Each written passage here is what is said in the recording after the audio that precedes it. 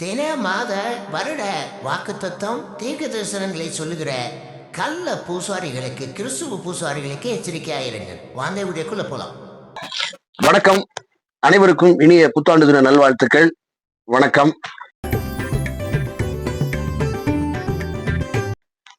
அதாவது இந்த புத்தாண்டிலே மற்ற கிரக நிலைகள் எல்லாம் எப்படி இருக்கின்றன, ஆண்டு பலன்களை பார்ப்போம்.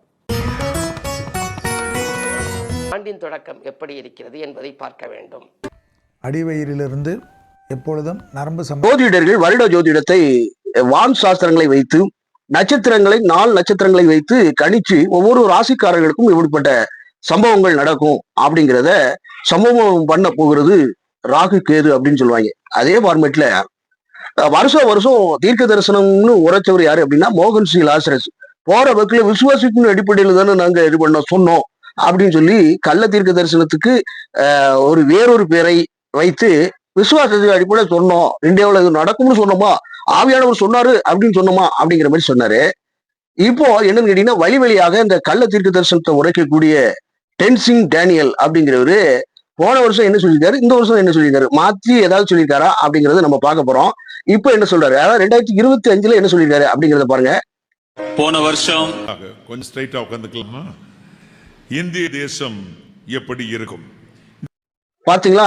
இதே டோனு இதே ஃபார்மேட்ல 2026 என்ன சொல்லியிருக்காரு, இந்த வருஷம் கொஞ்சம் ஸ்டடியா உட்காரலாமே, இந்தியாவுக்கு என்ன வார்த்தை, எதையுமே மாற்றிவிட்டு இந்தியாவுக்குள்ள வரும்போது கொஞ்சம் உஷாரா இருக்கணுமா கேட்கணுமா அப்படின்னாரு. சரி ரைட்டு, அதெல்லாம் போகட்டும். மறுபடி இந்த குறை சொல்லுகிற கிரிட்டிசைஸ் பண்ணப்படுகிற ஒவ்வொரு நல்ல ஊழியர்களையும் கெட்ட ஊழியர்களையும் சொல்றாங்க அப்படின்னு சொன்னால ஏதாவது நடந்ததா, அவர் சொல்றதை கேட்டுவாங்க. உண்மையான தேவ மனிதர்களையும் போலியானவர்களையும் ஒன்று போல இகழ்ந்து சத்திய மார்க்கத்தை தூஷிக்கும்படி செய்வார்கள். அப்படிப்பட்ட பரியாசக்காரர்களை தேவன் அழித்து போட்டு இந்த வருடத்தில் அவமானப்படுத்துவார். கைகளை தட்டி சத்திய ஒவ்வொன்றாக விஷ செடிகளை புடுங்கி போடுவார். ஒரு ஆமேன்னு சொல்லுங்க பார்க்கலாம் அப்படின்னு சொல்லிட்டு போற போக்குல யூகித்த தரிசனங்களை, யூகித்த விசேஷங்களை சொல்றார். இவர்கள் என்னன்னு கேட்டீங்கன்னா தான் ஒரு மிகப்பெரிய ஒரு தீர்க்கதரிசியாக தன்னை காண்பிக்கும் பொருட்டு வருடங்கள் இப்படிப்பட்ட ஒரு யூகத்தின் அடிப்படையில் அல்லது செய்திகளை அவர்கள் முன்னமே கேட்டறிந்து செய்திகளை அதிகமாய் பார்ப்பவர்கள் சம்பவங்கள் இப்பொழுது முன்னமே அது ஒரு கட்டவிழ்க்கப்படும். முன்னமே ஒரு இது பண்ணுவாங்க, வைப்பாங்க, ஒரு யூகமா அடிப்பாங்க. அந்த யூகம் சில நேரங்கள்ல இதாயிரும் வச்சிரும். அதே போல ஒரு போப்பு வயதாயிட்டார். போன வருஷம் வாட்டிகன் சிட்டில ஒருத்தர் இறந்து போனார். இத வருஷம் வாட்டிகனில் இந்த மாதிரி நடக்கும் அந்த மாதிரி நடக்கும் அப்படின்னு யூகித்து கடைசியில அவர் சொன்ன ஒரே ஒரு காரியம் இப்படி நடந்தது அப்படின்னு சொல்லியிருக்காரு. அது போக இந்த நியாய திராசு அப்படிங்கிற வார்த்தை இருக்கு பாத்தீங்களா, இங்க 2025 அதே சொல்லியிருக்காரு, 2026 இதே சொல்லியிருக்கிறாரு. சரிங்களா? இவரை குறித்து வேதம் திட்டம் தெளிவாக சொல்கிறது எப்படின்னா, இதுல சீமோன் அப்படிங்கிற பேர்ல டென்சன் டேனியல் அப்படின்னு வச்சுக்கலாம். இந்த சீமோன் அப்போஸ்தலர் நடவடிக்கைகள் 8வது அதிகாரம் 9வது வசனத்திலிருந்து வாசிங்க. இந்த சீமோன் பேர் கொண்ட மாய வித்தைக்காரன் என்னன்னு கேட்டீங்கன்னா, அவன் தான் அந்த இதுலயே மிகப்பெரிய ஒரு பெரிய பயங்கரமானவன் அப்படிங்கிறத முன்னிறுத்தி காண்பிச்சான். பெரிய ஆளு அவன், பெரிய மாய வித்தைக்காரன். சீமோன் என்கிறவன் பெரிய மாய வித்தைக்காரன். தன்னை பெரியவன் என்று சொல்லி சமாரியா நாட்டு ஜனங்களை பிரமித்து கொண்டிருந்தான். எப்படி சீமோன்கிறவன் சமாரியா பட்டணம் முழுவதும் அவன் தன்னை பெரிய இவங்கிற மாதிரி காண்பித்து கொண்டிருந்தான். அதே ஃபார்மேட்ல இவன் இந்த மாதிரியான டென்சன் டேனியல், இந்த கள்ள தீர்க்க தரிசனம் உரைக்கிறவங்க எல்லாம் தான் பெரியவன் என்று, தான் மிகப்பெரிய தீர்க்கதரிசி என்று சொல்லிக் கொள்வதற்காக வேண்டி கபடமுள்ள ஒரு கள்ள தீர்க்க தரிசனங்களை வருடந்தோறும் சொல்லி வர்றாங்க. இவர்கள் ஏதாயிலும் உண்மை இருக்கிறதா, வருடம்தான் தீர்க்க தரிசனம் உரைப்பாரா ஆண்டவர் என்றாகிலும் எங்கேயாவது மத்திய எழுதின சுவிசேஷம் 24வது அதிகாரங்கள்ல ஆண்டவர் வருடத்தில் இப்படி தீர்க்க தரிசனம் உரைத்தார் அப்படின்னு இருக்கா கேள்வி கேட்டாங்க. சம்பவத்தை நடக்கும். சோ இந்த உலகத்துல நடக்க போகிற காரியங்கள் அத்தனையுமே இந்த பைபிள்ல நிருபங்கள்ல எல்லா இடத்துலயுமே முன்னமே சொல்லப்பட்டாச்சு. மீண்டுமாக ஒரு இது ஆகும் அப்படிங்கிறதெல்லாம் சொல்லவே முடியாது. இவர் என்னன்னு கேட்டீங்கன்னா 2 சினிமா நட்சத்திரங்கள் மறிப்பார்கள். மறித்தான வாழ்றாங்கன்னா மறிக்கிறது ஒரு சம்பவம் தான். ஜஸ்ட் இன்சிடென்ட், ஜஸ்ட் ஒரு நடக்கக்கூடிய காரியம். புரியுதுங்களா? யாருக்கும் சாவு வரும். பிறப்பு ஒன்று இருந்தால் இறப்பு ஒன்று இருக்கிறது. சரியா? அது இறப்பு என்பது ஒரு நிர்ணயம் பண்ணப்பட்ட, தேவனால் நிர்ணயம் பண்ணப்பட்ட ஒரு காட்சி நிகழ்வு. புரியுதுங்களா? மரணிப்பதும் உயிர்ப்பிப்பதும் அவருடைய கரத்தில் இருக்கு. 2 சினிமா நடிகர்கள் இறப்புவார்கள். மிகப்பெரிய ஒரு ஊழியர் சாவாரு அப்படின்னு போன வருஷம் சொன்னார். யாரு இறந்தா?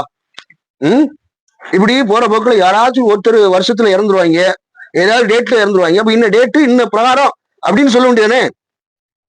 சரிங்களா? அமெரிக்கா தேசத்துக்கு போயிருந்தேன். அமெரிக்காக்காரனுக்கு இல்லாத தீர்க்க தரிசிகளா? நீங்க தமிழ்ல சொன்னா அமெரிக்காக்காரன் கேட்டுருவானா? கேட்டதுனால தீர்க்க தரிசனம் உரைத்ததுனால என்ன நடந்தது? இப்படி கள்ள தீர்க்க தரிசனங்களையும் இல்லாத விசேஷங்களையும் சொல்லி இதை இது பண்ணலாமா, வைக்கலாமா? ஆண்டவர் எங்கே சொன்னாரு? அப்போ இவர்கள் பொய் சொல்லுகிறார்கள். ஆனால் அப்போ ஆண்டவர் பொய் சொல்லுகிறாரா? பொய் சொல்லிட்டாரா உங்கள்கிட்ட? ஒரு சம்பவம் நடக்கு அப்படின்னு சொன்னா அது முன்னுமே சொல்லப்படும், அது காட்சிப்படுத்தப்படும், அது நம்ம கேள்விப்படுவோம். புரியுதுங்களா? ஜனத்துக்கு விரோதமாக ஜனமும் ராஜ்யத்துக்கு விரோதமாக ராஜ்யமும் எழும்போம் அப்படின்னு சொன்ன மாத்திரத்துல அது நடந்தது. பல தீவுகள் காணாமல் போனது, பல சம்பவங்களை ஏற்படுத்தப்பட்டது. சரிங்களா? ஆனால் இவர்கள் சொல்லக்கூடிய 2025 தீர்க்க தரிசனமாக உரைத்தார்கள் அல்லவா? எதாகிலும் நடந்துச்சா இன்ச்சு பை இன்ச்சு பாத்தீங்கன்னா ஒரே பொய் புத்தலாட்டம், ஒரே பொய், ஒட்டுமொத்த பொய்யாக பொய் தீர்க்க தரிசனம் உரைக்க சொல்லி எந்த ஆண்டவர் சொல்றாரு? ஒரு வசனத்தை மிகைப்படுத்தி ஒரு வசனத்தை இது பண்ணி வச்சு தீர்க்க தரிசனங்கிற சுய தோற்றத்துடனே வரல, அப்படி வரல, இப்படி வரலன்னு மேற்கோள் காட்டி இவரு என்னமோ கர்த்தருடைய வா எனக்கு சொல்லிட்டு எங்க சொல்லிச்சு? சொன்னா நடைபெறணும். நடைபெறல அப்படிங்கிற ஒரு சம்பவம் மட்டும் நடந்துட்டா முழுவதுமாக சம்பவம் நடக்கணும். நடக்கல அப்படின்னு சொன்னா இதா இருக்கும். இலங்கையை பற்றி சொல்லும் பொழுது அவர்கள் நம்பியவர்களுடைய காரியங்கள் எதனா சீனாக்காரன் எப்படின்னு கேட்டீங்கன்னா சில காரியங்கள்ல ஒப்பந்தம் போட்டிருக்கான். அந்த ஒப்பந்தம் போட்டது முன்னுமே இவரு தெரிஞ்சுக்கிட்டு அவர்களே சூழ்ச்சி செய்வார்கள் அப்படின்னு சொல்லி போற போக்குல குருட்டாம்போக்கு விருட்டாம்போக்கு அடிக்கிறாங்க. சரி, நான் என்ன கேட்கிறேன் அப்படின்னு கேட்டீங்கன்னா, டிசம்பர் மாசம் பிபிலிக்கலான வருடமா? டிசம்பர் மாசம் பைபிள்ல இருக்குதா? டிசம்பருங்கிற பாருங்க, ஜனவரி மாசம் 1ஆம் தேதி தான் புது வருடம் அப்படின்னு எங்கேயாவது பைபிள்ல இருக்கா? வருஷ பிறப்புன்னு நம்ம இது பண்றோமே, வைக்கிறோமே, ஜனுவாஸ் அப்படின்னு சொல்லி ஒரு விக்கிரகத்தினுடைய ஒரு பெயராக ஜானுவார் ஜானுவார் அப்படின்னு சொல்றாங்க. அப்ப ஜானுவார்ங்கிறது ஒரு தேவதனுடைய பேரு. அதை வச்சு ஜனவரி, பிப்ரவரி, மார்ச், ஏப்ரல் இதெல்லாமே புறஜாதிகள் விக்கிரக ஆராதனையினுடைய இது பேரிட்டு இது பண்றாங்க, வைக்கிறாங்க. பிபிலிக்கலா இது கிடையாது. இந்த வருடம் அப்படிங்கிறது கணக்கிட முடியாது. சோ நாளைக்கும் சொல்லலாம், ஜனவரி மாசம் தொடங்கி பிப்ரவரி மாசம் சொல்ல முடியும், தினமும் சொல்ல முடியும் ஆண்டவர் இந்த சம்பவம் நடக்க போகுது அப்படின்னு. வருஷம் தோறும் தான் ஆண்டவர் தீர்க்க தரிசனம் சொல்லுவாரா? வருஷம் தோறும் தான் அவர் லைவா இருப்பாரு. இந்த வருஷத்துக்கு ஏற்ற ஒரு பேக்கிங் அப் இதை சொல்லுவார், வைப்பார் இல்லையா? அதுக்கு அடுத்ததாக இந்த வருடமும் விசுவாசிகளுக்கு என்ன சொல்லுகிறார் என்றால், அவர் கோபமைப்பட மாட்டார், அவர் ஆசீர்வாதமாகத்தான் தருவார் அப்படிங்கிற மாதிரி சொல்றாங்க. சோ பாவத்தை குறித்து எல்லாம் கண்டிக்க மாட்டாரா? பரிசுத்த ஆவியானவர் வந்தார்னா சபையில நடக்கக்கூடிய அவல நிலையை குறித்து சொல்ல மாட்டாரா? ஆசீர்வாதமாகத்தான் சொல்லுவாரா? பாவத்தை குறித்து உணர்த்த மாட்டாரா? நியாய தீர்ப்பை குறித்து கண்டிச்சு உணர்த்த மாட்டாரா? ஏன்னா டேய் படுக்காய் பிள்ளைகளா இந்த மாதிரி எல்லாம் இருக்காங்கடா அப்படின்னு சொல்ல மாட்டாரா? எந்த சொந்த ஜனமா இருக்கட்டும், எதா இருக்கட்டும், ஆசீர்வாதம் இருக்கட்டும் ஒரு புறம். நீ எப்படி இருக்க டுடே? நீங்க பரிசுத்தமாக இன்னும் இருக்கிறீங்களா? நியாயமா நடக்கிறீங்களா? தேவ நீதியா நடக்கிறீங்களா? அப்படிங்கிறத கேட்க மாட்டாரா? ஒரே ஆசீர்வாதம். ஆண்டவர் இந்த வருடம் ஆசீர்வாதிப்பார், அப்படி வைப்பார், இப்படி வைப்பார், ஆணையை வைப்பார், பூனையை வைப்பார். என்ன நடக்கும்? வண்டிகள், ஆடு மாடுகள் நடக்கும், எல்லாம் நடக்கும். இது எதுக்கு போய் சொல்றீங்க? இவங்க சொல்லக்கூடிய அத்தனை தரவுகளும் என்னன்னு கேட்டீங்கன்னா, உலகம் அழியும் அப்படின்னு சொன்னா அழியாது, நல்லது நடக்கும்னு சொன்னா கெட்டது நடந்துரும். ஏன்னு கேட்டீங்கன்னா இவங்கள்ட்ட நல்லவர் இல்ல, இயேசு கிறிஸ்துவானவர் இல்ல. யார் இவங்க எங்களுக்கு சொல்லி அழுவானுங்க? யாரா இவங்க? எதுக்குடா வருஷம் தோறும் இந்த கள்ள தீர்க்கதரிசனங்களை உரைச்சு அமெரிக்கால என்ன நடக்கும், அது நடக்கும், இது நடக்கும், நடக்கும், எரும மாடு நடக்கும், எது வேணாலும் நடக்கட்டும். சம்பவத்தை தான் பிபிலிக்கலா எழுதப்பட்டாயிட்டே. ஒவ்வொரு கிறிஸ்தவர்களும் பைபிளை வாசிச்சாலே இப்படிப்பட்ட கள்ள ஊழியர்கள் ஏன் இந்த மாதிரி சொல்றாங்க, இங்க ஏன் இது இருக்குதா உண்மையிலே அப்படிங்கறத நம்ம பார்க்கணும். இந்தியாவில் 2 பேரும் செத்து, சினிமா நடிகை செத்து போனா நமக்கு என்ன? பிறப்பு இறப்பு எல்லாத்துக்கும் சடிதியாக வரும். இது ஒரு என்ன சொல்றது, இது ஒரு நிகழ்வு தான். பிறப்பு ஒரு நிகழ்வுனா இறப்பு ஒரு நிகழ்வு. இது இழப்பாக இருக்க முடியாது.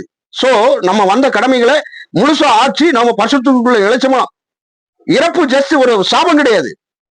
நடிகனாக இருந்தாலும் சரி, யாருக்கா இருந்தாலும் சரி, சாவு மரணம் எல்லாமே நிச்சயிக்கப்பட்ட ஒன்று. இதுல மாற்று கருத்தே இல்லை. அவரு சாவார், செத்தா 2 தலைவர்கள் சாவார்கள், சாவட்டும். அதுக்கு என்ன, நீ பரிசுத்தமா இருக்கியா, நீ ஒழுக்கமா இருக்கியா அப்படிங்கிறது தான் முக்கியம். நாம இன்னைக்கு இருக்கோம், இன்னைக்கு இருக்கிறேன், நான் இன்னைக்கு என்ன பண்ணேன், நான் என்ன தேவ நீதியா நடந்தேன், நான் எப்படி உண்மையா இருந்தேன் ஆண்டவருக்குள்ள அப்படிங்கிறது தான் முக்கியம். சரிங்களா? எனக்கு மரணம் வருகிறதுன்னா அது ஒரு சம்பவம். அந்த சம்பவத்தை வச்சிருக்காரு, இந்த நாள்ல இந்த டேட்ல வச்சிருக்கிறாரு. அந்த சம்பவம் நிகழ்வாக நடக்கும்.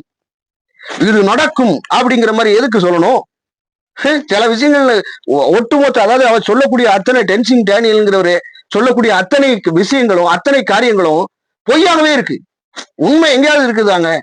இவனுங்களெல்லாம் யாரு அழுதா? வருஷம் வருஷம் ஆண்டவர் அப்பந்தான் லைவ்ல இருப்பாரு, மற்ற நாட்கள்ல அவர் இருக்கவே மாட்டார் இல்லையா?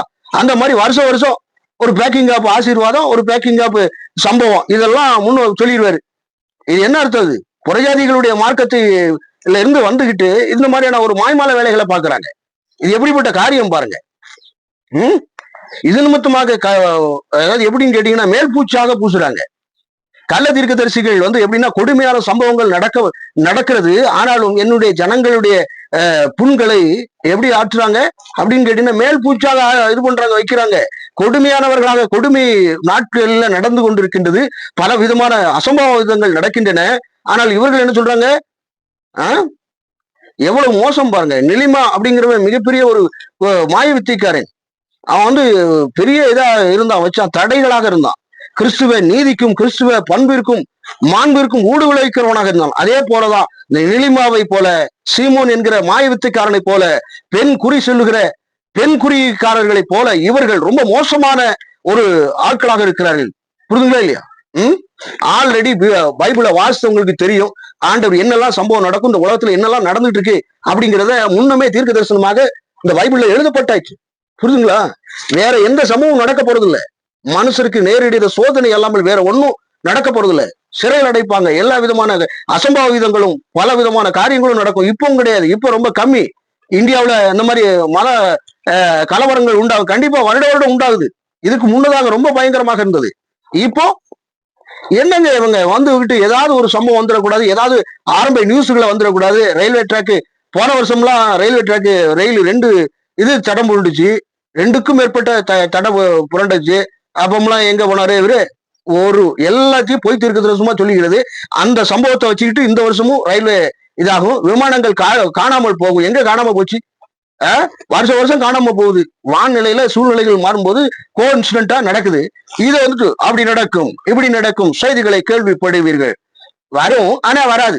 வரதே வராம இருக்கும், நடக்கும், நடக்காம இருக்கும். இது எப்படி தெரியுமா? கதை விடுறதுக்கு அர்த்தம். ஏதாவது நடக்கும், நடக்காமல் இருக்கிறதுக்கு ஜெபம் பண்ணுங்க. நடக்கும்னு சொல்லிட்டார்ல, இன்றைய நாள்ல நடக்க போற தீர்க்க தரிசனங்கள் அப்படின்னு சொல்றாங்கல்ல, அப்ப நடக்காமல் இருக்க ஜெபம் பண்ணுங்கள். எப்படி பாருங்க. அப்போ நடக்க போகிற இந்தியாவில் இன்று நடக்க போகிற விஷயம் அப்படின்னு சொல்றாருல, அப்ப நடக்காமல் இருக்கிறதுக்கு ஜெபம் பண்ணணும் அப்படின்னு சொன்னா, ஜேதம் வராமல் ஜெபிக்கணும் அப்படின்னு சொன்னா, இலங்கை போன வருஷம் பாத்தீங்க 2025ல ரொம்ப ஸ்ட்ராட்டஜியான நாசம் வந்துச்சு. அப்பமெல்லாம் எச்சரிக்கை சொல்ல வேண்டியானவங்க ஒண்ணும் சொல்ல மாட்டாங்க. ஆனாலும் ஆசீர்வாதம் வருகிறது, ஒரு ஆமேன் சொல்லலாமே அப்படிங்கிறாங்க. மோசமான ஒரு கள்ள தீர்க்க தரிசனத்துக்கு எச்சரிக்கையா இருங்க. முழுசா பைபிளை வாசிங்க.